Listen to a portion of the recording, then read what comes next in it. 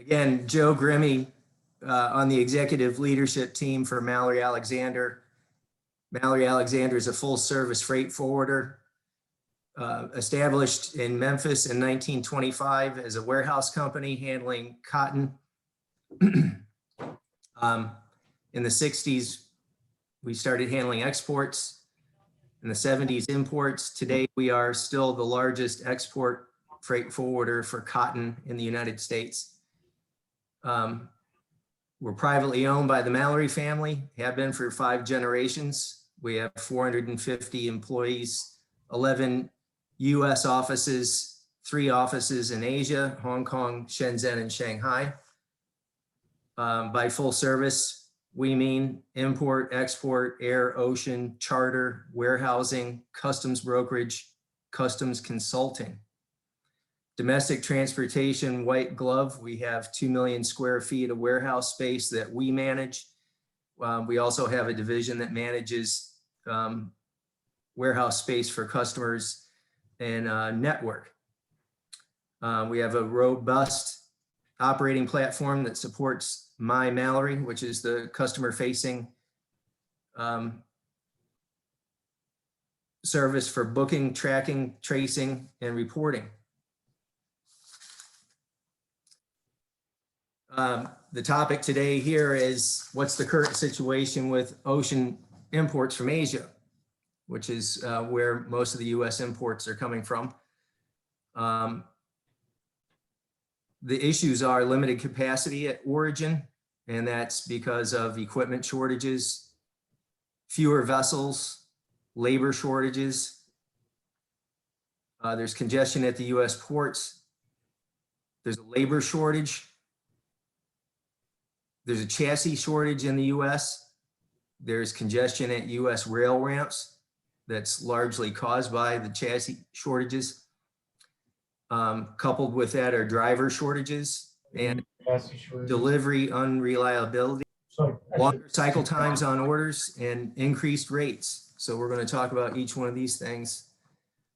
Probably the most common comment heard since March is, I've never seen anything like this. And I don't think any of us in this business, whether you're in transportation like me, or if you're an importer, even an exporter, we've never seen times like these, as reported by the New York Times.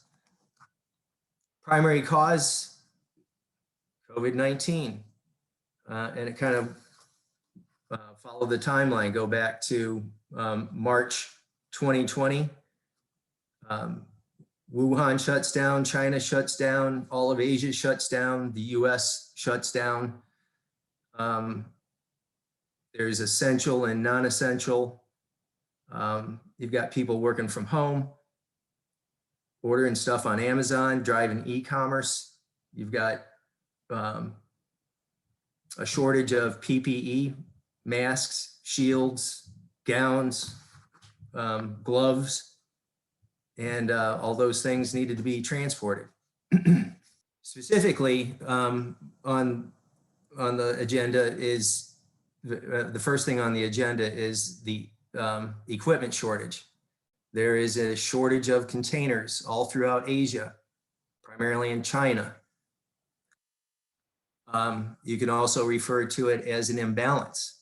For every 100 containers that are being imported to the US, only 40 are being sent back. And I'll explain why in a few minutes. 3 out of 4 of those containers are going back empty. To address the imbalance, the carriers are imposing strategies like raising the price of the inland point intermodal, which is the rail portion of an ocean freight rate. It covers the rail transportation from the ports to the interior of the US. The carriers are encouraging bookings to the US ports versus inland points. That causes faster empty turnaround. They're granting requested bookings to ports more readily than they are to inland points in the US. they're declining bookings for IPI points on exports. So your Minneapolis, Chicago, the true interior or central part of the US, it's difficult to get space outbound. Right now, the FMC is investigating if that violates the Shipping Act of 1984. Until that time, we're probably going to see fewer accepted bookings on exports. This is really impacting the export of agricultural products. I guess to explain that a little bit is on the exports, you got to take the containers off the ships, put them on chassis, truck them to delivery, and then bring the empties back to the port so that the imports can take place. By not taking the containers to the interior of the US, they can turn them around more quickly and get the empties back to China where the container shortage is. This is a little bit more detailed than necessary, but here for mainland China are some of the major base ports and a list by carrier of which types of containers that they're in tight supply or completely lacking. So this gives you by port, by carrier, and equipment type what the shortages look like. Also, due to COVID outbreaks, especially earlier on, many of the feeder crews have been quarantined for up to 2 weeks. The feeders are the smaller vessels that bring goods from secondary ports, like in this case, Manila has a feeder back and forth to Hong Kong, which is the base port. Here's an example of what a feeder vessel looks like. It holds a couple hundred containers, up to maybe 1,000, where here's a mother vessel.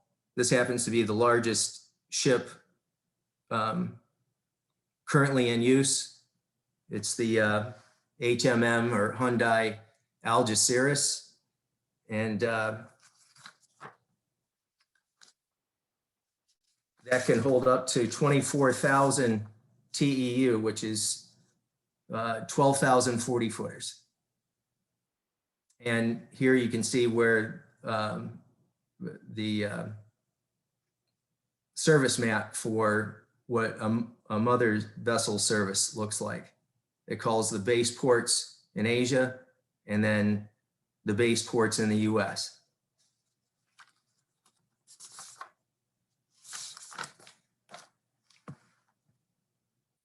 Another contributor that we have this year are more incidents. And to cite a few, if you go back a year ago to July 2020, maybe you saw in the news that MSC had one of their vessels seized because it had 20 tons of cocaine found amongst the containers. Due to high seas, more than 1,000 containers have been lost overboard just this year to date, January to July. There were more than 3,000 lost last year. Not long ago, March, the Evergreen vessel that got lodged in the Suez Canal, it detained 400 other vessels and was carrying 18,000 containers. That ship started out in Asia, was headed to Rotterdam, where those containers were going to be transloaded onto vessels, some of which were coming to the US. And they say that with all of those vessels being delayed as a result of that incident, that there was a loss of something like $9.4 billion a day in revenue.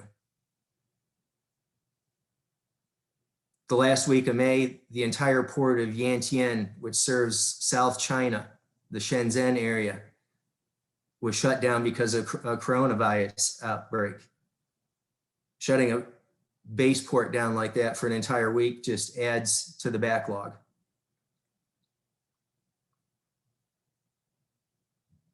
If you go back to, I believe it was December of 2020, the ONE Apis was the largest container disaster for container ships to date.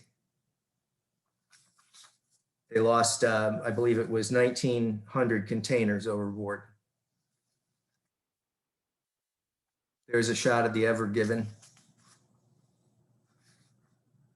So what all these things add up to is congestion at US ports. Can't unload the ships fast enough. The dwell time here is 2 weeks. This is the port of Los Angeles. There's 20 some odd green dots here. Those are all container ships. The red ones are maybe bulk vessels or tankers.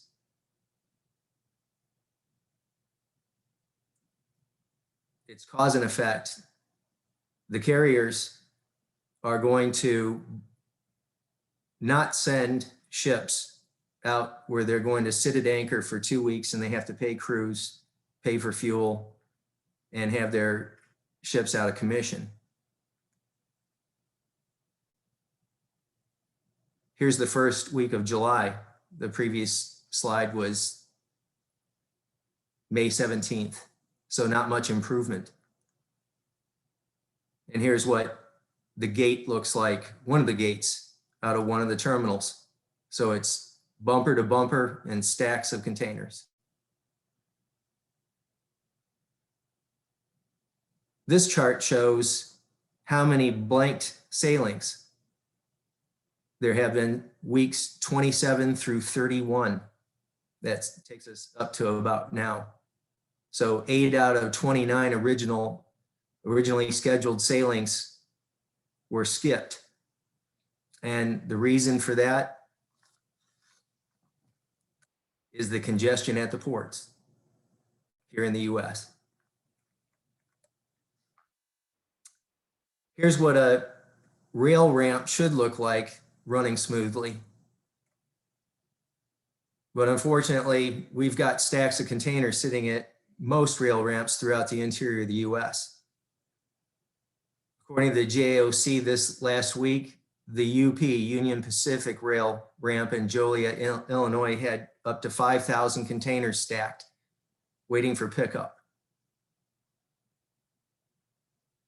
If you're at the bottom of the stack, you have to wait your turn until the stack is turned. They're not going to move containers around to get those that are buried in the stack. As a result, the Union Pacific has suspended service from the West Coast to Chicago for an entire week this week. That just means that the problem is going to fall on the West Coast versus Chicago, but at least not having inbound containers will give them a chance to catch up on picking up the containers that are there already. So chassis and driver shortages are causing that problem. Even though it's not the importer's fault that these containers have been unloaded from the trains and sitting in stacks, the rail terminals are still charging storage on those containers. You got to pay the storage before your container gets delivered. Recently, some of the railroads have agreed to cap storage charges at $2,500 a piece. Here's what stacks look like at the rail ramps.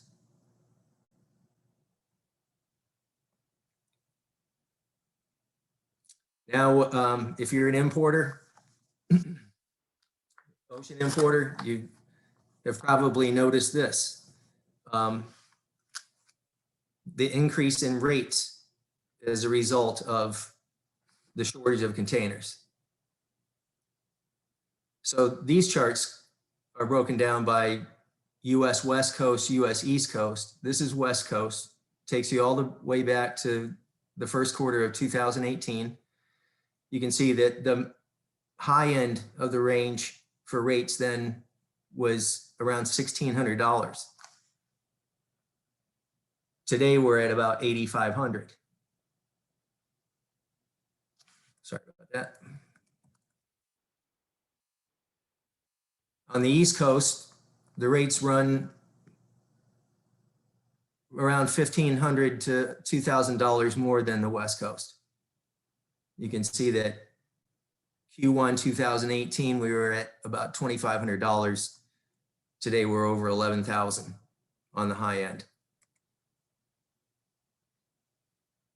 So FAK rates, freight all kinds. These are rates that the carriers contract with the importer for mixed loads, not necessarily or specifically for one particular commodity. That's what FAK is. Those rates have increased 17%, or $1,135 a container, a 40-foot container from Asia to the US East Coast since last month this time. On the West Coast, rates have gone up $850, 17%. Using Memphis as an example, an IPI interior point, the increase was 31% over the last month, or $2,950 a container. The carriers are charging premiums, almost like an auction. If you want your freight to move, if you want your container on board, you're going to have to pay their premium. Premiums have ranged from $1,500 to $9,000 in the last month, with an average of about $6,500. That's on top of the FAK rate. FAK rates, by the way, are increasing about every 2 weeks. So the third part of this slide shows what the combined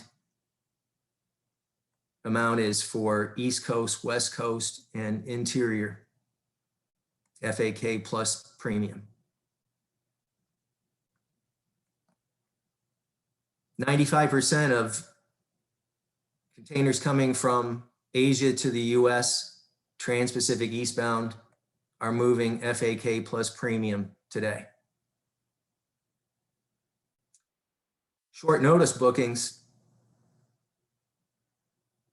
could cost as much as $27,000. That's if you're, it's an emergency if you're willing to pay that.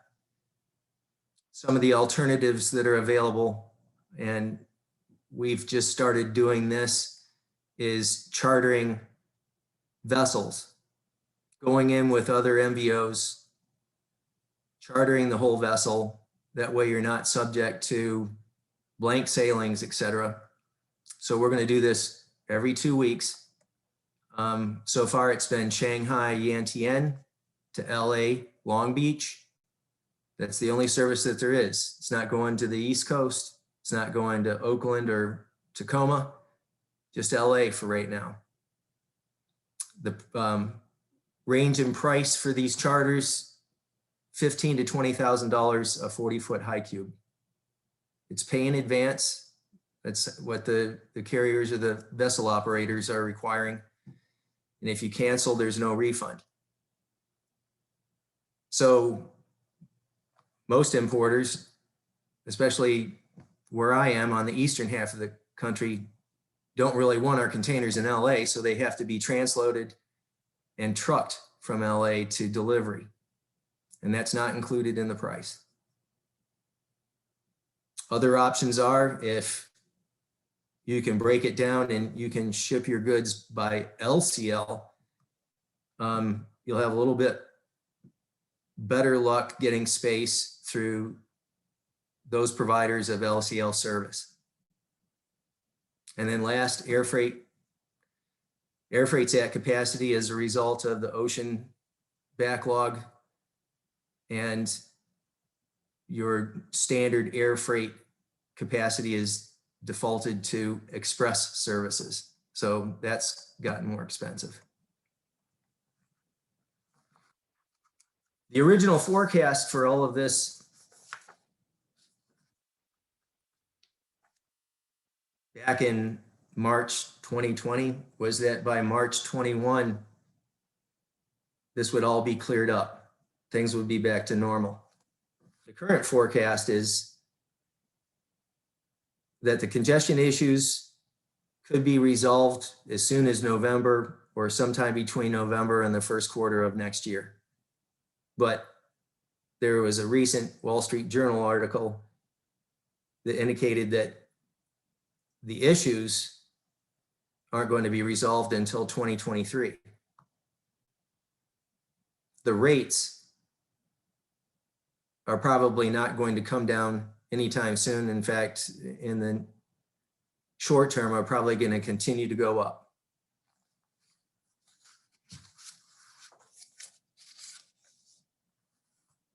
So in summary, the primary or root cause of all of this is COVID. Logistics chain right now can't support demand. There are equipment, space, and labor shortages possibly until 2023. Rates are going to continue to increase until supply balances with demand. In the short term, alternatives are charters, smaller shipments, whether LCL or air. And that's, unfortunately, the ocean import report. I'm going to turn it over to Mike Heary now. Thanks, Joe, for turning it over to me, and Kcma team, Betsy and Mike Metz for giving me an opportunity. You know, you listen to Joe talk, and we're certainly not here conveying, you know, the most wonderful news of the year, unfortunately, but the word unprecedented times is used a lot, and it is true that we are in unprecedented times, but at the same time, you know, these are opportunities to try to figure out how to write. For those of you that don't know, I'm with CDS Logistics, and I'm going to go through a few slides. After, you know, Joe's presentation touches on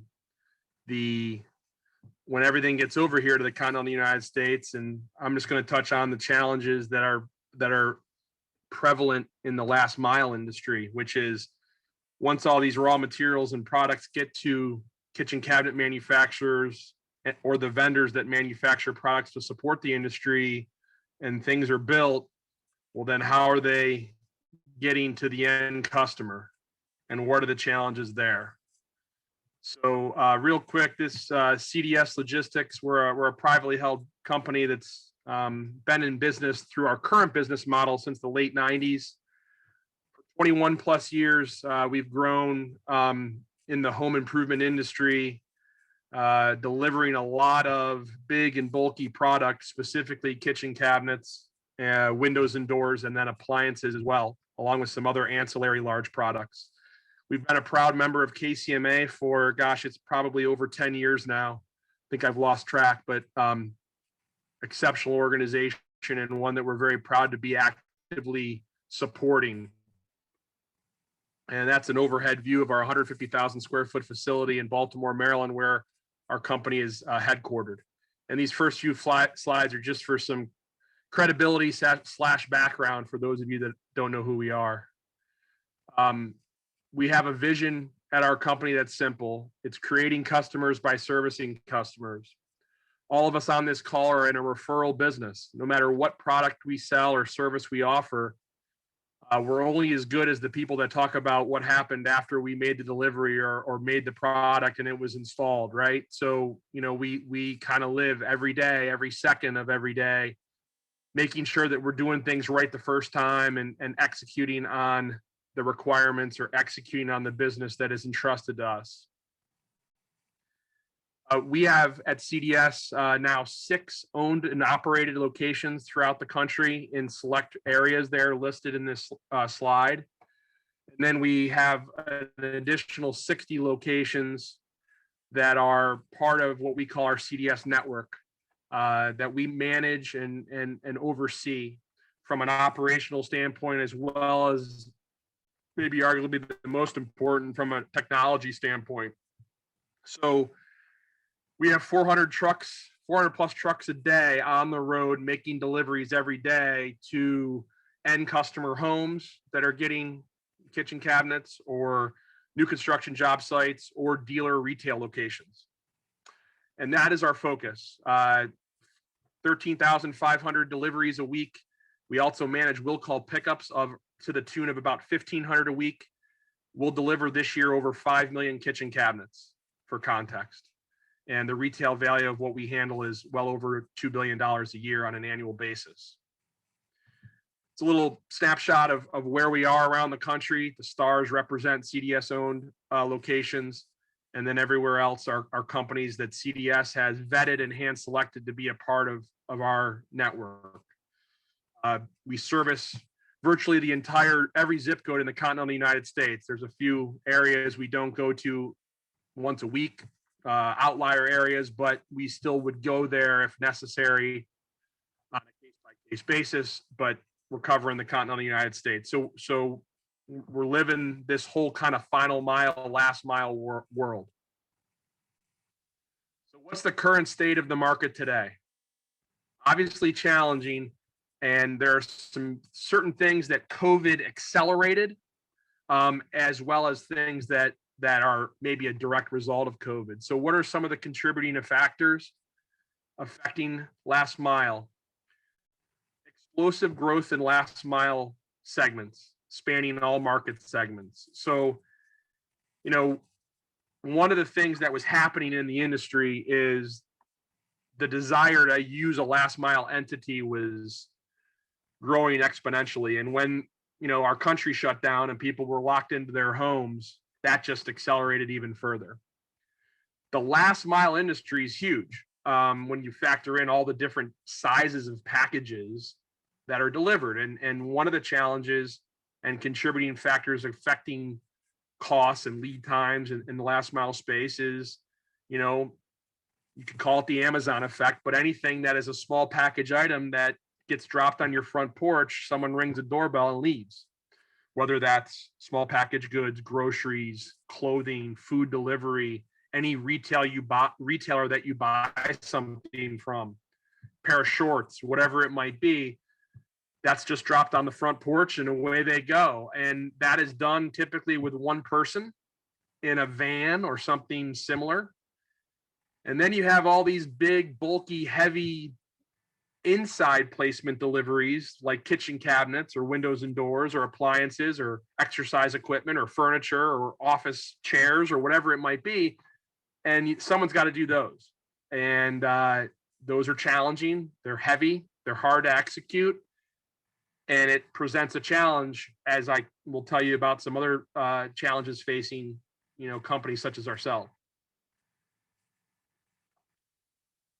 Joe mentioned the supply chain disruptions, and what that then has a downstream effect of is product, once it's made, is then delivered to, let's say, one of CDS's warehouse, and that product is sitting longer than it should. You might say to yourself, well, if it's delayed on the port entry, whether it's raw materials or whatever, once it's built, the people have got to be itching to have their product if it's been delayed on the front end, right? But the reality is there are people that are not ready for their product yet because maybe they don't have the labor of installers or people ready to install the product, whether it's at the customer or at the new construction job site. So dwell is a big challenge in our industry, and therefore you have fewer inventory churns for that exact same space that 2 years ago we might have been putting more product through that space. Now we're putting less product through that space, so our costs can continue to rise. Warehouse space is a huge challenge. So the logical, question to somebody is, well, why don't you just get more space? 100% agree. Where do you find that space, and what's the new cost of that space today versus what it was 2 years ago, 3 years ago, 4 years ago? It continues to rise. The last mile suppliers within our network and those that are around the country have options, maybe more so today than they did just a few years ago. And what I mean by options is they're making decisions on, you know what, maybe we're going to stay with this account and continue to deliver those products to Mrs. Jones's house versus this other account that may not be as profitable because of the challenges. So we as a company and with our suppliers, we continue to try to make the cabinet industry in particular, or cabinet delivery or big and bulky delivery, still something that's attractive and exciting for a business to be in relative to other products that they could deliver. And why are products drilling longer? And I touched on this a little bit: lack of installers, so lack of labor, and then too few drivers. So there's too few drivers on two ends of this area. There's the Class A line haul driver shortage, getting product from the port to a kitchen cabinet manufacturer, and then ultimately when the kitchen cabinet manufacturer makes those cabinets, getting them from their location to, let's say, a CDS location. You have that type of driver where there's a shortage of. And then you're starting to have labor challenges on the last mile Class C type driver that is, predominantly what CDS is utilizing today. And there's a shortage of those types of drivers as well. What do we see in the future? So one of the things that jumps out, hopefully on this slide for everybody, is when you talk about costs, which continue to increase this year, one of the industries that the industry leader in cost increases, in inflationary cost increases, is the transportation and warehousing industry. So we're number one. I don't know if that's a good thing or a bad thing. It's a not so good thing right now, because there's challenges in recruiting labor. And then once you recruit that labor, you're recruiting them for a higher cost. And then it's a higher cost to retain them. And I know that all of you on this call have those HR labor challenges. Our federal government, right or wrong, right maybe initially, wrong arguably today, is made it to some degree more attractive to stay at home versus go to work. So when you have subsidies that people rely on that are paying them potentially the same or more than what they were getting paid when they had a job, that allows them to not have as much desire to get back on the workforce. That being said, many states have continually eliminated those types of subsidies, and we hope that as that continues, the workforce will continue to kind of come back to work. The challenge is, do they want to come back to work and deliver products that weigh 5,000 pounds worth of product on their truck? Because that's what we deliver today is weighs about 5 to 7,500 pounds, and we're loading that onto a truck. We're delivering that to Mrs. Jones's house or to the builder job site, and every day it's 5 to 7,500 pounds a day, 5 days a week, maybe 6 days a week. So if you have high school or college age kids that want to get a good workout in, it's a good business to be in. But if they want to make a long-term career, I would hazard a guess that many younger people are not aspiring to lift 5 to 7,500 pounds a day every day of the week. So we're paying more for employees to do the basic fundamentals, the blocking and tackling. We're paying more to get people to come to work and stay at work. And all of those costs continue to mount and rise as our business evolves. To be fair, though, on the back end, volumes are up significantly in our industry, in the cabinet industry. That's a positive. On the other side of the coin are these challenges that make it, more challenging to execute. Over the next 12 to 18 months, crystal ball, what do we see? Not too dissimilar from what Joe talked about. I think this challenge continues to progress into 2022. Hopefully we get some resolution on it before the end of 2022. And at least in our space, it doesn't go into 2023. But the whole driver shortage and drivers in general is a challenge, and will continue to be on the Class A side and the Class C side. we're doing a lot as a company to try to recruit drivers and put in incentives to get them to come and see the value of being a part of a winning team and a winning culture and a company like CDS. One of the things the driver shortage creates is opportunity, though, for the multi-stop and last mile type of programs. So when you have a shortage of Class A drivers, the multi-stop model utilizing a last mile delivery company such as ourselves, becomes a great opportunity for some businesses. We see rising demand for warehouse space. I just read an article in the Wall Street Journal that talked about how, and this is across any business that has warehouse space, the demand for it is high and the cost to get it are high, and they're rising faster than inflation. So that is a huge challenge. And then these two factors, which I touched on earlier with respect to challenges in the short term, I think are still challenges in the long term. It's continuing to make the type of big and bulky delivery program that we have attractive to companies and people. And then it's continuing to work with our customers and with our our suppliers and vendor partners on ensuring that product churns as fast as possible. And we continue to do that every day. And it's a challenging environment, but it's also an environment, I like to say, and this is wearing my sales and marketing hat, right? It's an environment where, our volumes are much higher. It's a different challenge than 08, 09 when we went through those challenges. And I've been with the company over 16 years. So, in 08, 09, you had a different set of challenges and problems coming out of that economic downturn and housing crisis. Now we have a new set of challenges, but they're with growing volumes. So I would think we would pick the current versus the latter, but still challenging nonetheless. And this month, for those of you that want to do a little more research, this month we launched a brand new website at CDS, which we're very proud of. And if you want to read a little bit more just about the industry and about certain aspects of the industry, feel free to check it out. If I will mute and turn it over. All right. Well, I think it's the Werner Enterprises portion of it. So Mike and Joe, thanks for your participation. Mike and Betsy, thanks for inviting Chris and I.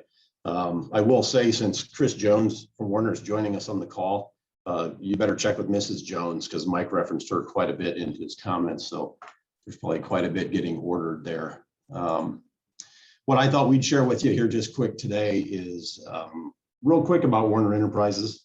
And then we'll go into just some comments about the economy, which, I think pair nicely with what Joe and Mike have mentioned, although probably not what everyone wants to hear, but certainly what they're feeling. Chris and I are a part of the Werner Enterprises sales team. So Chris has over 30 years of experience. I've got 25 years of experience. I've got 24 years here with Werner Enterprises. If you aren't familiar with Werner Enterprises, we are a $2.5 billion transportation logistics company. So predominantly known as a truckload carrier. That's kind of where our roots are. That's how we started. We have grown over the last 15 years into a logistics provider with three predominant divisions within our company. As we talk about one-way truckload, that's one of our divisions. That's the customary A to B type delivery business that probably a lot of you are accustomed to, picking up in Omaha and delivering to Des Moines, your typical one-way deliveries. Our one-way division is roughly 2,400 units today. It is a combination of temperature controlled and van division. And then there is also an element of expedited truckload. So that is the one-way division. Our dedicated contracts under asset division is now thriving at 5,000 trucks. So we're at a point where that division is the largest it has been in the history of our company. And the demand is stifling at times. And I think a byproduct of kind of what we're experiencing right now domestically. And then lastly, our third division is logistics. So in our logistics division, it is made up of our intermodal product, which we are a non-asset owning IMC. We're a truckload brokerage logistics provider, and then of course a final mile provider. And Chris will give us a little more of an overview on the final mile piece as we kind of close out our portion and before we head into any questions. So Chris and I had the opportunity, as I get into just some economy statistics, last week we sat in on a presentation that was given to us by Bob Costello at the American Trucking Association. I do have a presentation that I could share with some individuals if they'd like. It's ATA material, of which we are a very large member of the ATA. So if you hear something that you'd like to see some more detail on, or might help you with your management team on some of the pressures that we're seeing based on the economy or on truckload demand, then you can reach out to Mike and he can contact Chris and I, and we can get you this information. So as I touch on some of the economic statistics, I will say before we get into some of those, I'm glad we are no longer in the global business. As Joe went through his portfolio and talked about some of the challenges there. We have experienced that in the past. The challenges that we're experiencing domestically, it certainly sounds familiar. Mike had mentioned opportunities, and I have two words at the top of my page. It's opportunities and challenges. And so we are flush with opportunities from new customers. We are flush with opportunities from our existing customers trying to service their needs, as demand is very strong and capacity is actually declining in the marketplace, not only with Werner, but across, I think you'll find all carriers. So just a few stats from that economic overview we had from Bob Costello with the ATA. We're all feeling it. So GDP growth in Q2 is 11%. It's forecasted in Q3 at 8+%. We're also looking at a forecast of 8% in Q4. There was a comment, I believe, on Joe's presentation about Wall Street Journal forecasting that this may not be over until 2023. Bob would agree. I think our group agrees.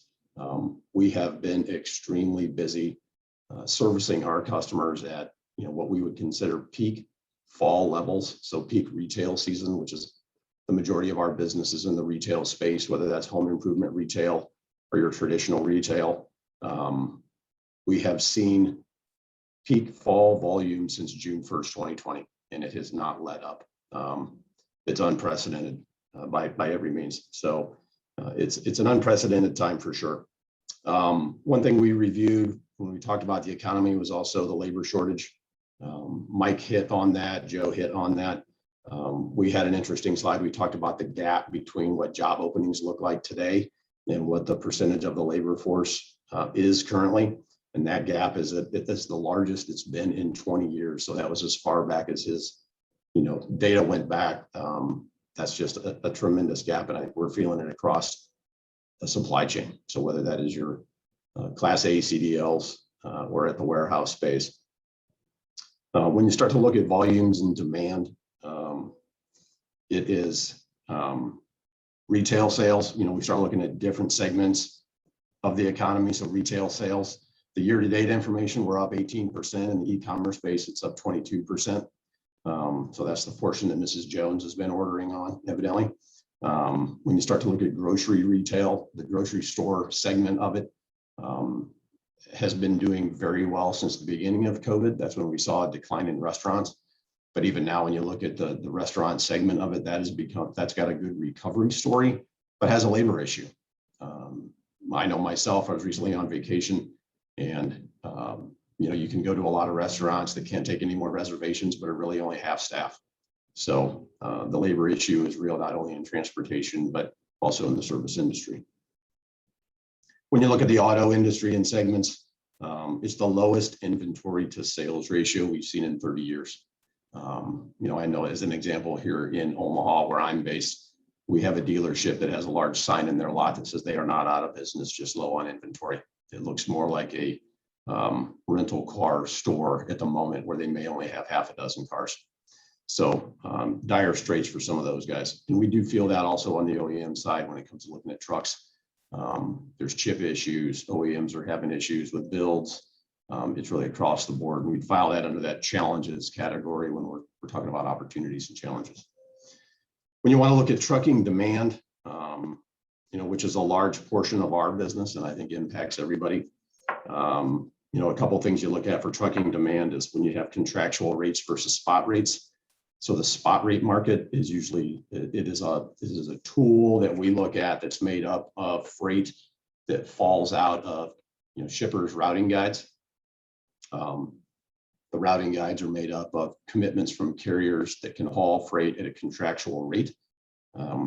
In 2020, spot market, which would be your transactional business, was up 30%. In 2021, the spot market activity is up 78%. And in just the month of May alone, it was up 160%. So it gives you an idea of just how much freight is falling out of routing guides due to carriers not being able to accept that freight. And that carriers not being able to accept that freight would primarily be due to their decrease in fleet size. On an LTL perspective, which a lot of us participate in the LTL market, the tonnage trends on LTL, they are up 9.7% year to date. And if we quickly look at for higher power unit fleet trends, so this is kind of on the capacity component of it. So how big is your fleet? How much capacity do you have out there on the road? What are fleets doing? They're shrinking. So all of them are shrinking. So the ATA puts this into 3 different categories. So we have a large truckload category, which is for large truckload companies over $30 million in revenue. They have shrunk an average of 6% this year. So that is a lot of trucks off the road, a lot fewer units that can haul our freight. The small truckload companies, that's under $30 million, they're down 4.9% this year. And then LTL carriers, astoundingly, are down 0.9%, which relatively sounds good. But when you talk about drivers, which would be the next segment I'll get into, LTL driver jobs are usually the most attractive jobs because it offers the characteristics they're looking for, right? It's high pay, it's predictable, it's driver home time. And even in that industry, they are down. So across the board in the capacity space, we are down drivers. And well, Mike mentioned that as well. Drivers are a concern in the final mile delivery space. Drivers have been the primary concern for full truckload companies and LTL companies for well over a decade. So when we talk about the driver shortage, there's a few things that we have to take into consideration. You can open up any industry magazine, you can Google it if you'd like, and probably get thousands of results. There's a few things that compound the issue on driver shortage. So one thing we have to take into consideration is, what are the demographics? What are the age of the drivers, right? Our average age of a driver is over 50 years old. They're predominantly white males. We do have, as Werner Enterprises, we have one of the larger percentages of female drivers, but it is still very low across the industry. Predominantly not a job that we have a lot of female participation in. And then we also look at lifestyle. So I know back in my dispatch days, and I know Chris has them, and Mike probably does as well. When you're dispatching drivers, there's always 2 issues. They're either not making enough money or they're not home enough. And if you're home a lot, you're not going to make much money. But those are the issues that we're dealing with today, right? Werner, as a company, has over 200 different pay packages. We have over 200 different driving jobs across our portfolio that vary in either the labor associated to that job or the home time associated to that job. So it could be home daily, it could be home multiple times a week, or you could only be home once a month. So we've got a job for just about everybody, and we've got plenty of job openings right now. Another issue with driver shortage, there is a federal drug and alcohol clearinghouse for Class A CDL drivers. So the more predominant hair follicle testing becomes when a driver fails a drug or alcohol test, it does go into the federal drug and alcohol clearinghouse. Right now, that's been active since the beginning of 2020. That's disqualifying 2,000 to 3,000 drivers a month. So to date, we're over 60,000 drivers that are in what we call a prohibited driving status. So to us would be unhireable. And to date, only 45,000 of those drivers, 45,000 of those drivers have not started the process to return to duty and regain their CDL and get into a hireable status. So that's a huge issue, and I believe one that we'll see compound as we begin to do more hair follicle testing across the industry. So what's the pipeline look like for driver shortage? We know some of the issues that we have, but COVID also impacted that issue.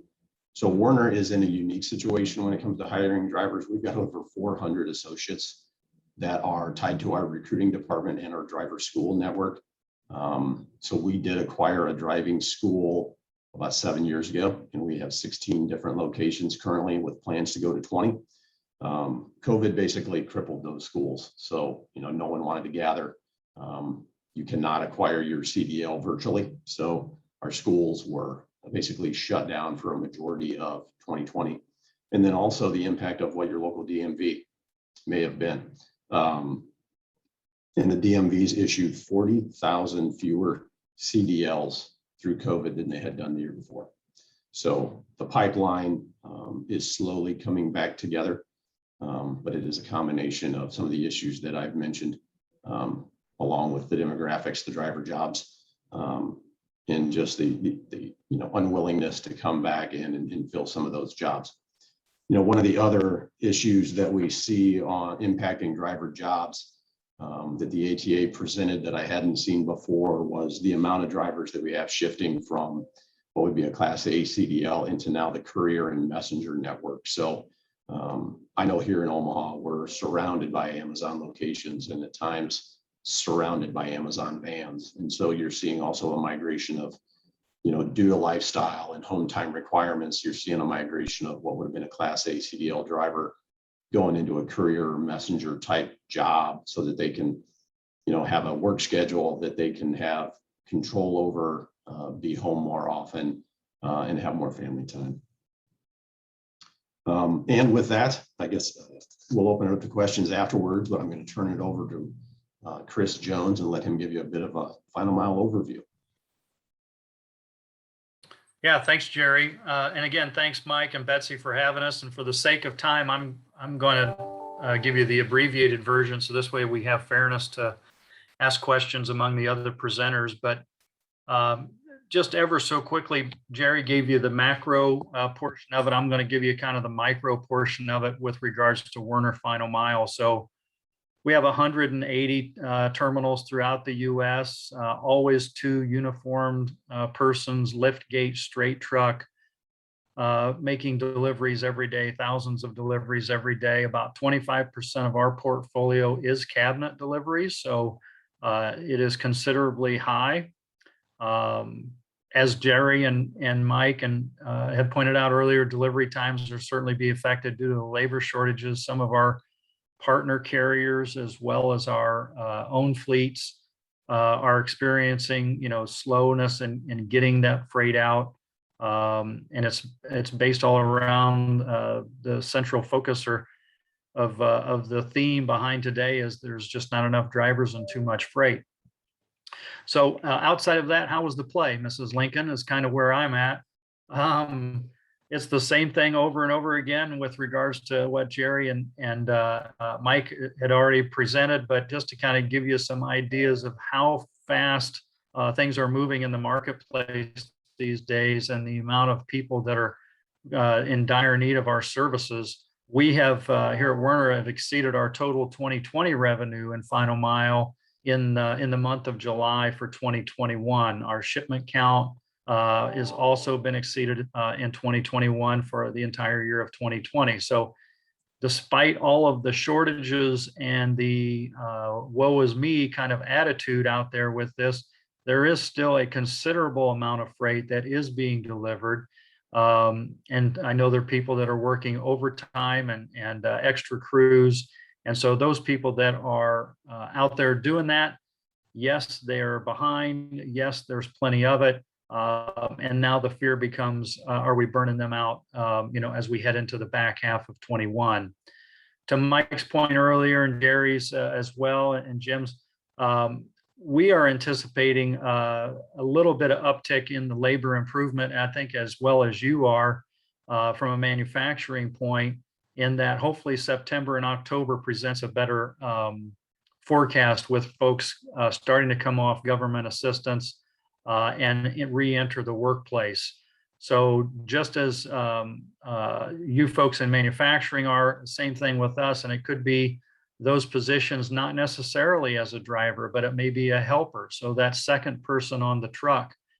And what we're finding now is that second person on the truck used to have a wage of somewhere between 10 to 12.50 an hour, is now closer to almost double that, 17.50 to 20, depending upon your markets. So what does that equate to? Unfortunately, that's probably going to mean more rate increases to compensate for driver pay and helper pay in the fall. So don't be expected as carriers start to present themselves and position themselves for the fourth quarter that there will be most likely a number of rate increases throughout the industry, not just through Werner as well. One of the positive statistics that I'll share with you is that our damages for year to date are in line. So despite the freight being all of 2020's freight being delivered in the first 7 months of 2021, damage rates are still at 0.004%, so less than 0.5%, which means that the process works, the procedures work, the efficiencies are there. We just need more people in the key talent skilled positions to do the work. There's no one more specific area that's congested in our network than another. There's no one that's immune to it. We're seeing, with our partner carrier in Cheyenne as we are in Boston. So it's not specific to a geography or specific market. So with that said, and again, thank you for your time. I wanted to just touch base on a couple of those things. Again, we are wildly excited about being part of Kcma. We've been a partner now for just a year. Had a wonderful time visiting with many of you in Jacksonville. Appreciated the newfound friendships on that. As you start to become more familiar with Werner and what we're doing out there is with regards to cabinet deliveries, please reach out. Love to talk to you further. So with that, I'll turn it back to Mike and let him open it up for Q&A. Yeah, I'm only seeing one question in the chat. It's a two-part question. So it's why aren't containers going back to Asia as fast as they're coming into the US? And the second part would be, would it help to get containers from Asia if you require your container to drop its product at the US port rather than driving it inland to, say, Atlanta? So if the container just goes to the port, then it can be quickly put back into service to leave the US and ship back to Asia. So open that up for answer.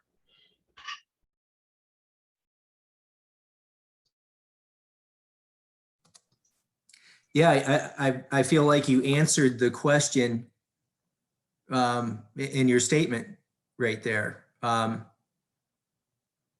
containers aren't going back as quickly as they're coming in because it takes so much time to go to the interior. And on top of that, if the railroads are unloading these from rail cars and stacking them, that's where the containers are. So the, I guess, trying to change everyone's booking behavior for containers only going port to port and not moving to the interior, it gets them turned around more quickly and can be reused. Well, I think in addition to Joe's comments, what we're also seeing from a an inland container issue, whether it's international containers, ISO boxes, or intermodal containers, is once they actually get to the destination, we're seeing an increase on load time from almost all shippers. So, the average dwell and detention time from those shippers is increased. And a lot of that is due to the lack of warehouse power that they have to get them unloaded.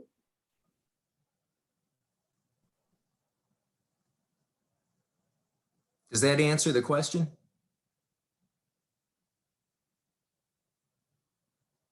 Yes, I think it does. One other question I see is there do you have any insights or thoughts on importing from South America? What that situation's like?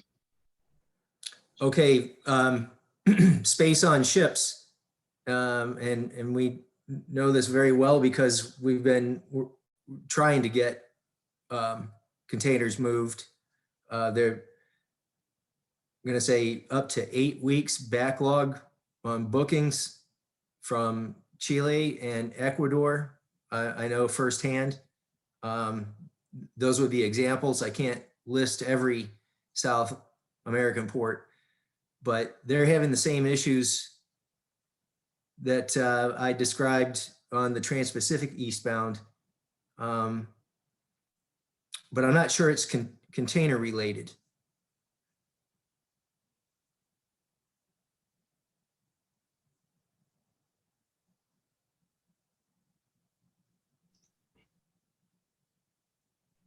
Okay, great. Thanks, Joe. That looks like it's the last of the questions I'm seeing. If anyone does have questions that they didn't get to type out, you can always send it to me, mmetz@kcma.org, and I will pass it on to the presenters. All right, so I think that's it. Again, thanks, Joe, Mike, and Chris, and Jerry for your time, for the info. I will admit, I was hoping you were going to tell me that all this is going to be over and done with fourth quarter of this year. It looks like it's going to drag out a little bit longer.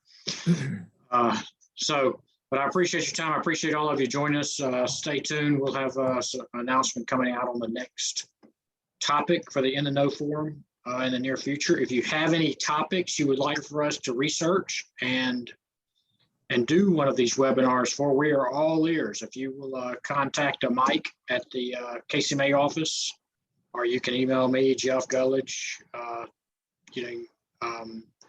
on the with any topic ideas, and we will take that. We've got a few other topics lined up that we think will be pertinent to everybody's interest. But thanks again for your time, and I hope everybody has a good rest of the week. Thank you.